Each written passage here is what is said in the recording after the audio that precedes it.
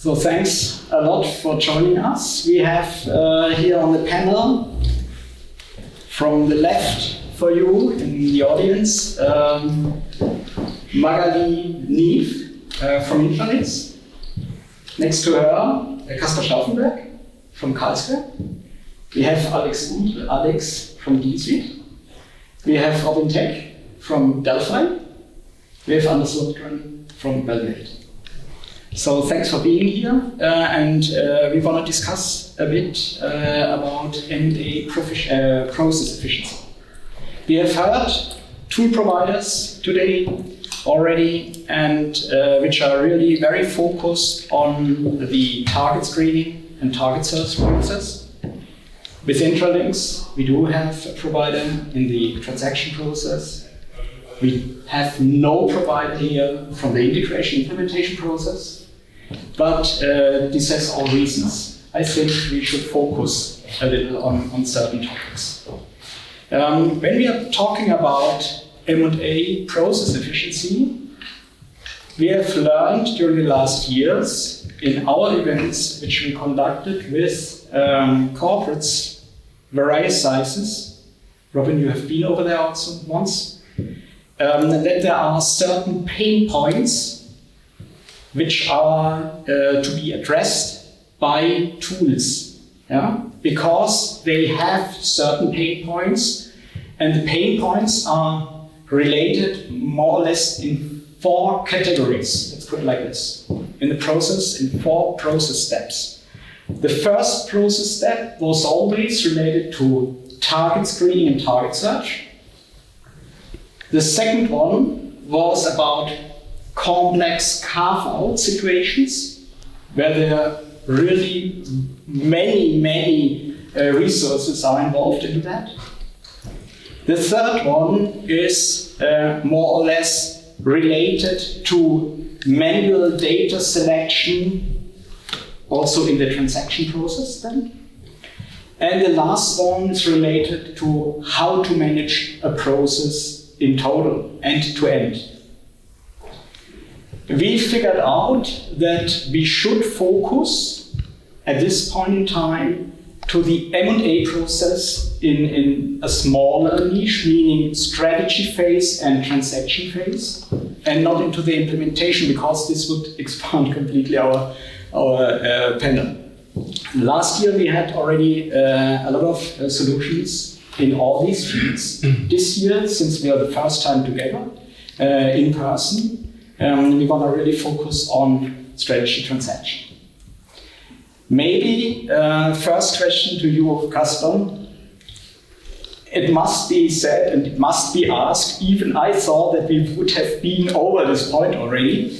Do you think, or what do you think about the M&A process tools? Are they substituting somehow M&A professionals, M&A advisors? Yes. Yes, to some extent. I think the question I cannot answer is to which extent by when. Probably question back to the providers of the automatic solutions. Would you trust the algorithm to sell your company, or would you trust the algorithm to sell your company plus an advisor? And I would have thought that 8 out of 10 automated solutions like to have the combination of the two. I think another aspect, I'm doing M&A now for more than 20 years. Automation and digitization has been a continuous trend. So our profession and what we are paid for has changed over the last 20 years and is going to be changed. So I think there are many aspects which will be automized further, and we use digital tools ourselves, and our clients also use them. And yet, if you look at the entire M&A fee worldwide, has been growing and not shrinking. So there seems to be almost a reinforcing element that the more digitization you have, the more fee you're prepared to pay the advisor. Why that is, I guess there are some ideas. I think they're particularly useful in buy side for the target search. We use them, and we're using many of them including testing outsourcing services to other companies. Why is that? Well, first of all, I think there's war for talent. We lack resources ourselves in the M&A profession. So we would be stupid not to use automized services. But then the amount of data is accumulating, but also the search profiles are continuously changing. And there's a high need for customization and tailor-made services. So the additional question to be asked beyond what the automized algorithm is providing. And that's judgment work. And for judgment work, you need people to make the common judgment. So to some extent, I'm worried about some of the stuff getting substituted. On the other hand, I'm looking forward to it. And lastly, I'm not concerned that our profession is fading away entirely. Last thing I would also completely underpin. But the solution provider should answer your question, yeah? I guess maybe Anders, you could answer the first. Yeah, I fully agree with what you say, Kasper, that I think we as a platform cannot substitute the human professional analytics ability in a long time. I mean, things goes fast, but I think as we see it, we add the 80-20 value. That we provide you guys with better intelligence and data, and make sure you don't miss out. In this case, in the sourcing process, it's target companies. In other parts of the M&A process, it may be something else. But I even though we're all into what we do, I think I have a hard time as well to see that we would. I don't think so at all. I think we are a tool for you to you can spend your time on the really interesting part, and that's the more relevant analytics, basically. That's my opinion as well. Robin, you mentioned during your keynote that you're doing also this long list, short list work somehow. What's your opinion on that? Well, I think first off, our users do that, right? So we're not involved in this, luckily. But I have my hypotheses around why your profession is not dying out and your fees are increasing, because we're also living in a world with increasing complexity, right? And I mean, I can only imagine I wasn't born in the 70s, or wasn't alive in the 70s. The world we live in today is much more global. It's much more interdependent, and convergences between business models and technologies and industries are much more commonplace than they used to be, which is actually one of the main reasons why we built our software and why we built Delphi the way we build it. Like I totally see where you guys are coming from, with your very in-depth ownership structure data, but you only get that from European sources, whilst Delphi is truly global and it's across languages, which in our opinion is exactly is trying to manage that complexity that I just talked about. Right? We need to be aware, even if we're not going to buy a company in, say, Indonesia, right? You should damn sure want to know that there is a very similar company to the one that you are about to buy in Indonesia, right? And you want to know what their peer group is. In a global economy, you want to know what their global peer group is. And things like that, and things that technology can help with, that technology can also enable. And I just said it also in my presentation, which is also where we are so laser focused on where technology can have the biggest leverage, because in the end, we all need to ask ourselves the question, well, where do we as humans have the biggest value, or the biggest value add, which is the creativity, the interpersonal layer, right?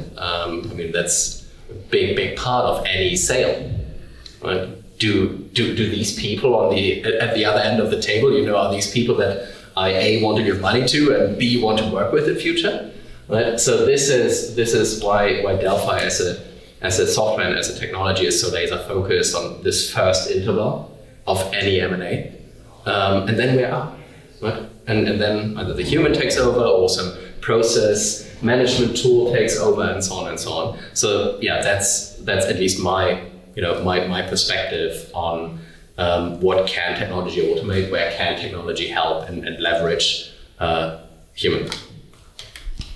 This is perfect point for Alex, actually, because Alex is afterwards, you have the on or the off-market target screening.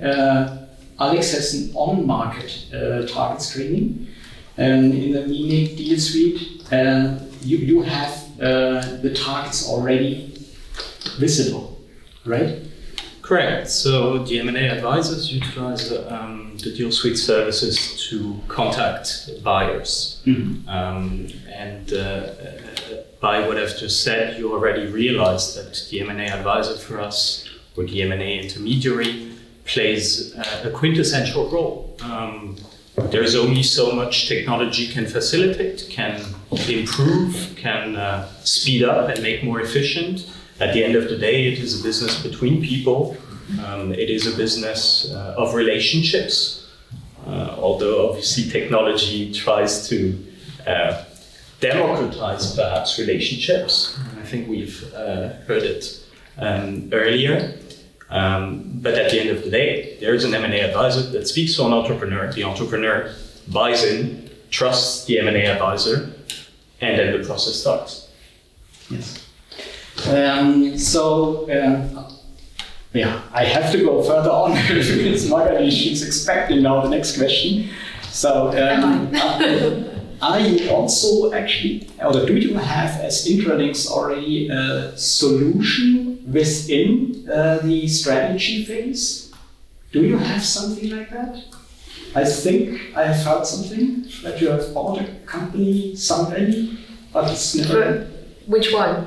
Okay. No, but do you have something on the target search, target screening?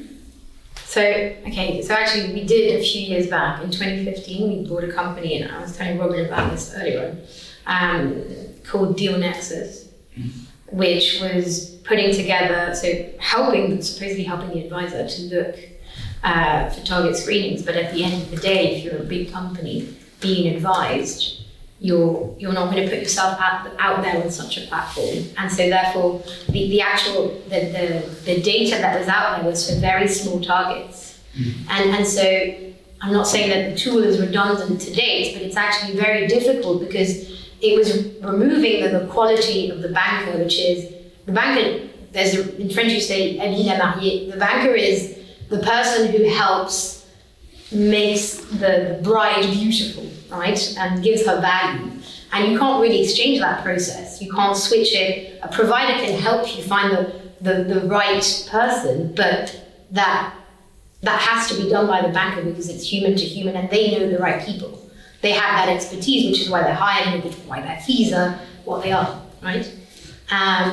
So us right now, what we're more focusing on is security, really, of like secure file sharing, and then trying to automate that process. So the idea is we want to make it as easy as possible to go through a due diligence process securely without spending as little time as possible, because it's not the best, it's not the least sexy part of a transaction, right? So if you make it as easy as possible and as swift as possible, you're gaining time and you're adding value, right? And that's really what we try and do right now with Intralinks and SS&C more globally.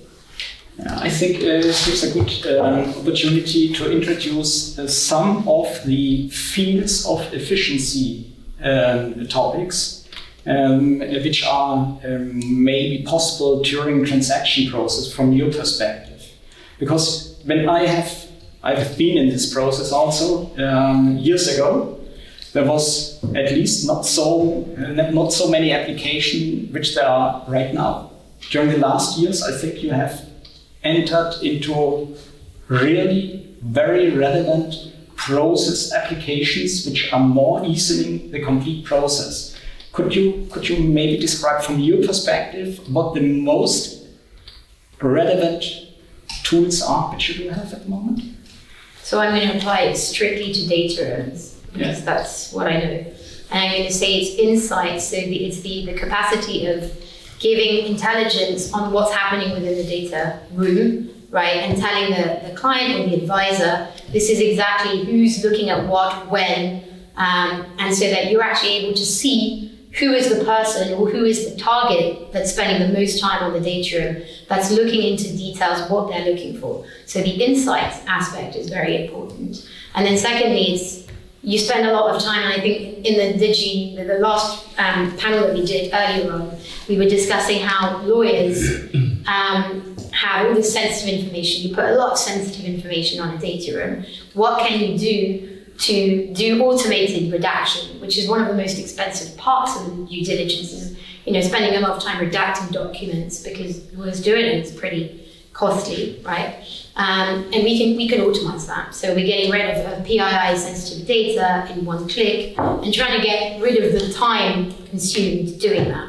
So I would say insights within it and that security of redacting documents as easily as possible. But even there, I must state that it is not 100%. I guess it is a good indication. As far as I've understood, you always need at least a good consultancy which looks once more over it. At least this was the feedback which I got from other. And that is a really good point. I think it's machine learning, right? So the more you feed it, the more it gets better, right? It's what we were talking about with Kasha earlier on. Is really, yes, it's not perfect right now because it's still quite new, and the more information is going to get on there, the more accurate it's going to be. And only to be clear, it is relevant and for all of the data room providers which are doing the traction tooling. Yeah, Caspar, back to you. Yeah, you know all these tool providers, and are you using functionalities of them? Probably humble enough to say that I'm not knowing all of them, but we use all kinds of them. I think we are a heavy user of intralinks. Some advertisement on the side, and we make it a prerequisite to get our client to sign up to an electronic data room. So we are not doing anything but electronic data rooms.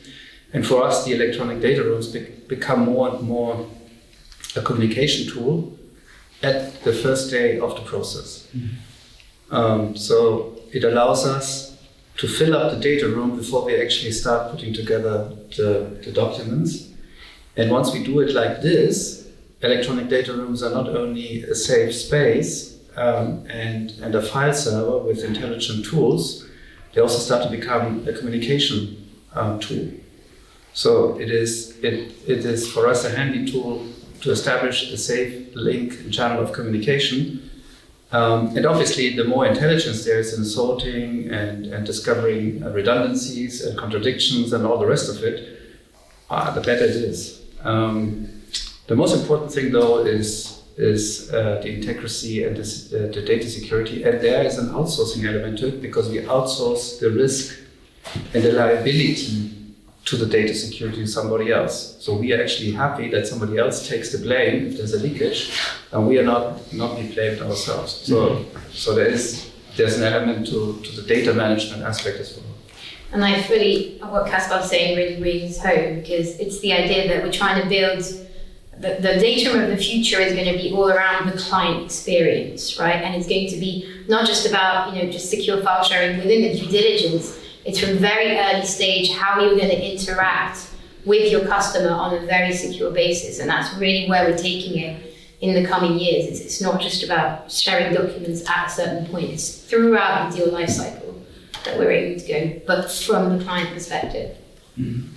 That means, as far as I understood, it is this type of portfolio management element, so that a client can really insert all his projects and can deal with it, I guess. Exactly. Okay. Yeah. I think I know the name of this tool. Yeah.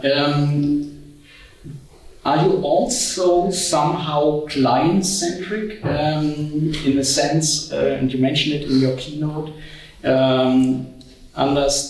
that you are working really completely with the client to build in new features into your solution, which you are offering, right? Yeah, I would say that's been a key part for us the past 5 or more years, that we've been lucky to work in the Nordics with the well-developed private equity scene, and we got, I mean, a lot of our development pipe is actually coming from cooperation with our clients and customers, and to some closer than others, but that's been, I think, a key source for our development going ahead as well. It's the feedback from the users, and we've had the chance to be not big enough at that side. We could actually adopt to their needs, and we're not building customized things, but we are building, it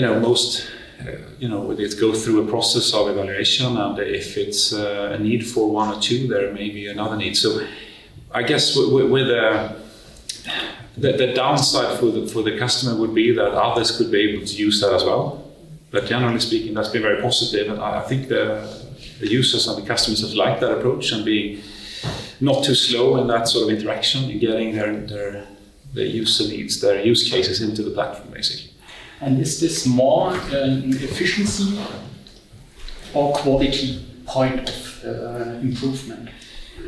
That's a good question. It's probably both. I mean, quality is the data, as we talked about, coming into the point where we see the fact that each country has its, even though Europe is one market, each region has its challenges in terms of data. So some data are universal, some data are very different in Germany through the UK, and so the US may be more homogeneous in that sense. But I think when it comes to that's the data point, and the other was more the functionalities. So I think it's more about the use cases, that they want to be able to work with the data in a certain way. It could be, for example, a way of tracking an industry or a target list, and getting the right tracking information about the list you follow. That's an example of something we would do. It's more a lot of times functionalities. Okay. But obviously we get feedback on data as well. So. Okay.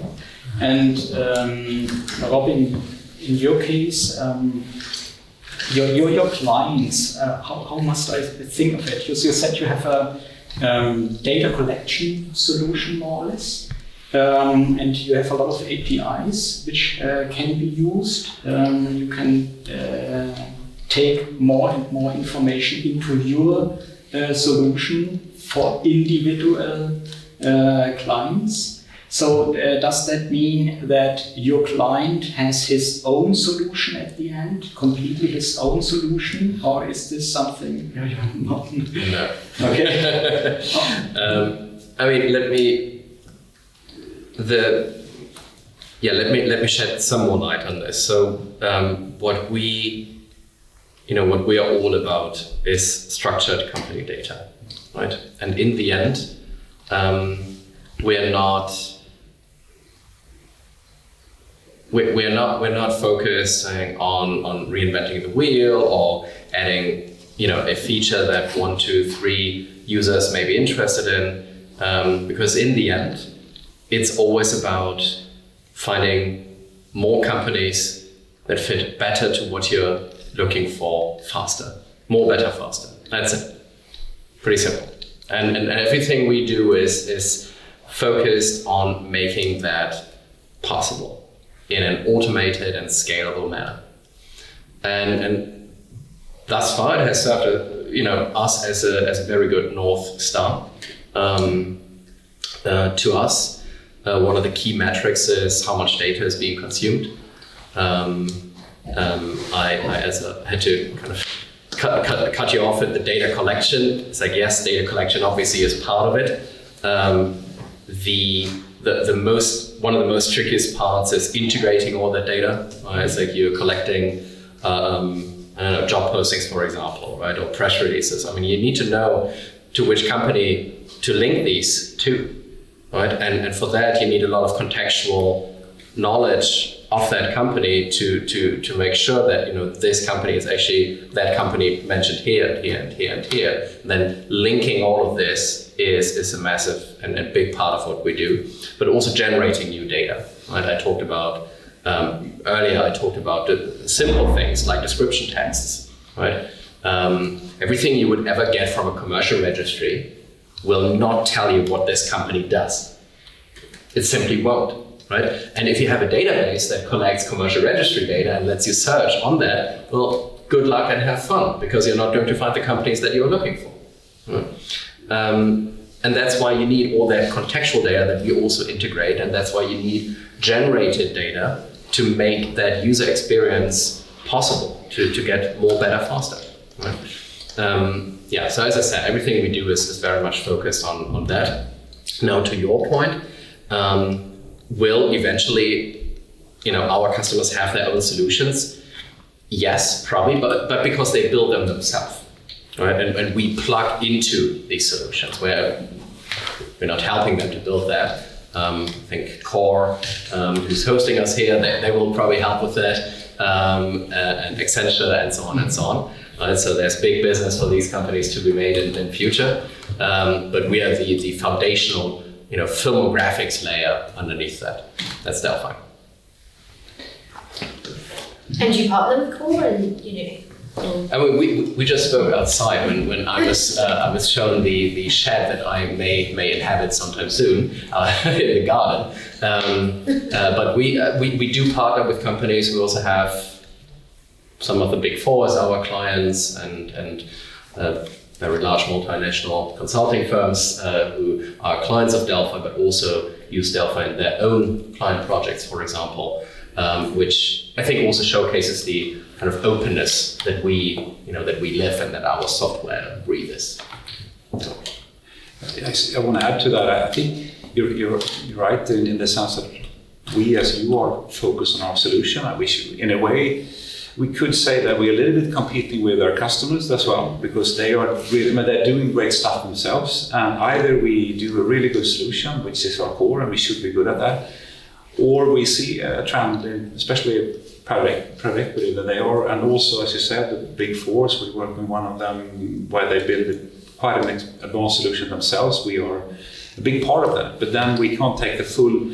Maybe some of the crispy stuff in the end they want to do themselves, and then we have to settle with providing them with some data. And then so in a way, we work with them, we find the role, and we really do see the trend of interlinking with other systems, APIs, as mentioned.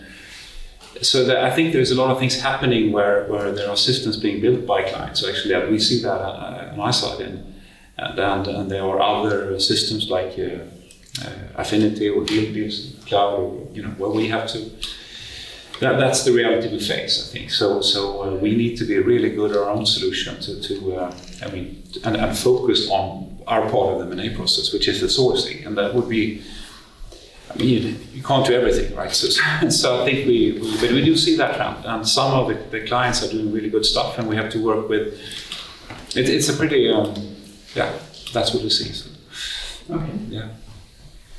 So I don't want to extend this panel too long. Yeah. For that reason, we're talking about M&A process efficiency. Is there something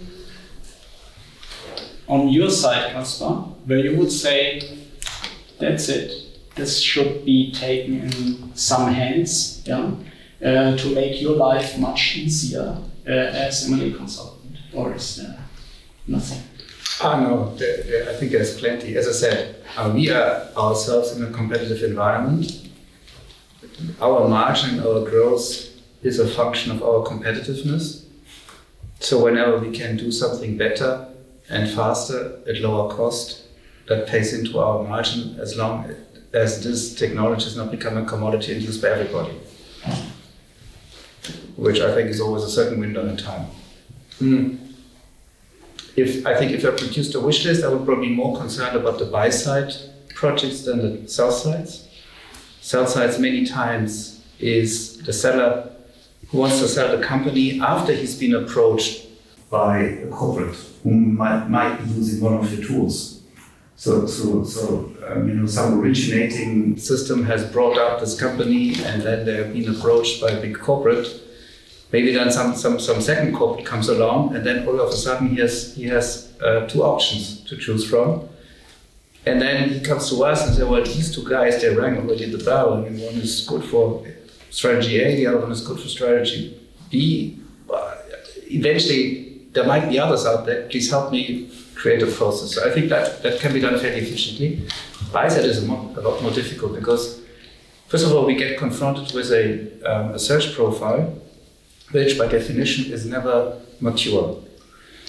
So this needs refinement. Problem with these search profiles, we produce business intelligence by go out and searching. So never ever that the search profiles not being improved after going to the market and looking what's out there. So it's kind of twisting and tweaking the filters of your model. So then you end up with a target list, which is never good and complete. I would wish to have a much better target list, because for this first chapter of search, we're not getting paid much or very little. Yep. So that's very low value adding activity because everybody assumes that the data is out there anyways. So never try to get money for providing data. Well, no, at least for us, a service provider doesn't work. So then we go out and approach, and there's a cultural difference between, let's say, the UK and Germany. In the UK, people feel honored if we call and ask, are we allowed to talk to you because we have somebody who wants to buy your business? The UK guy says, great. If I approach somebody from Germany, he says, how dare you? I'm not selling my business.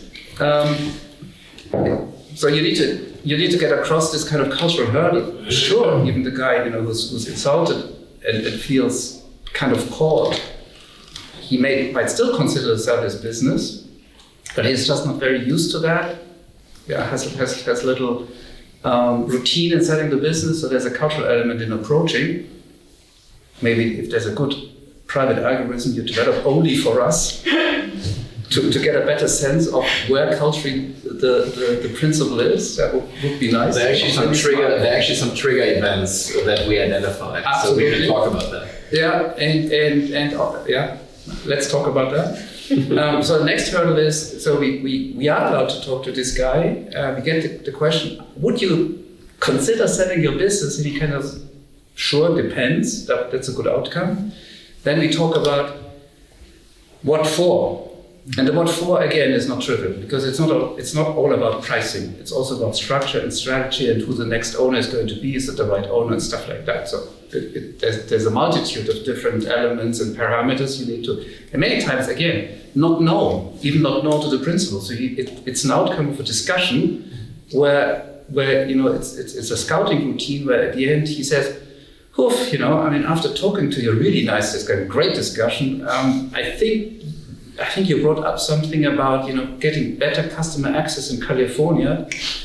Sure, I would have never thought about selling my business, but putting this into context with your client, I think great. So opening up a strategic dimension, which is not selling the business, it's adding something to the strategy, which is a very creative process. So then you're there figuring out what the parameters is, why he's kind of getting to a handshake agreement, and then it's about the deal making again. Then it's due diligence and SPA negotiations and stuff like that, where you can still hit a roadblocker and a showstopper, and again, I guess there's a lot of optimization possible between you and you in getting the early showstoppers up front early.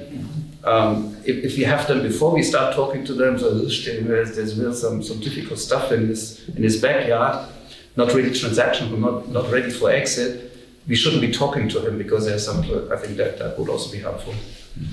I think you touched interesting points. We will not answer all of that now in this round, but I guess when we have our workshop, which will be done in short days, let's put it like this, there are certain solutions already around. Yeah? So for that reason, inspirational solutions maybe only, but maybe also already solutions with deeper experiences. So, but vice versa, what would be your wish list, or on the wish list, the most interesting point which you want to point out here in the direction of an M&A advisor or a PE, which is outside in the audience? In what context I get? In the sense of M&A process efficiency, in that sense. No, I guess what we can provide. I mean, I think it is as we've talked about. It's again listening to your needs. And really interesting to hear what you say today, and we try to work very close to. Even if we have a standardized solution, I think the key for us is to really listen between the lines, what's needed by. I think that's been one of the strengths we've had as well, that we want to believe that we understand the customers, and then trying to provide and understand a role in the process. I think it's important for everybody working in our company that we don't, for every meeting, every sales meeting we have, to understand where we provide value and where we don't provide value as well. And I think, and then we are, being agile on the feedback we get and trying to get that into the platform basically. And then we hopefully save time and provide you guys with a better information for your decisions. So, yeah. Robin, your 3 words? Yeah, I think to make it short, like if I could put something on my wish list for M&A advisors, but also people working at M&A departments at multinational corporations and so on. I know what they're struggling with. Right? Everyone talks about M&A, everyone talks about this highly strategic process. We all know that in the end, and oftentimes it's the CEO who met someone on a golf course and he really likes the idea, and that has to be part of our future business.